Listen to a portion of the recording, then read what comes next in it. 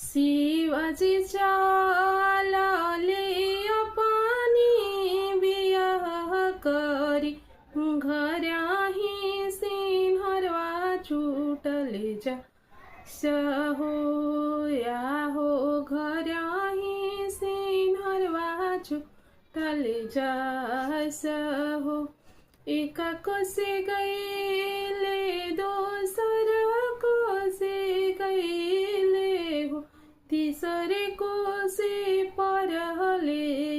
याद हो आहो तीसरे कोसे परले याद हो फिरी जाऊँ या जाना फिरी जाऊँ बाजन फिरी जाऊँ साजन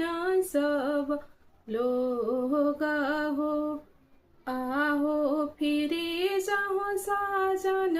सब लोग हो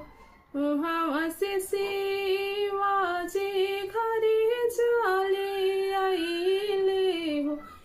दुआरे पारे होनले बाकी वाड़ हो आहो दुआरे पारे होनले बाकी वाड़ हो खोला खोलाया हो बजार के वड़िया हो घर ही सिन्हरवा छुटले जा सहो आहो घर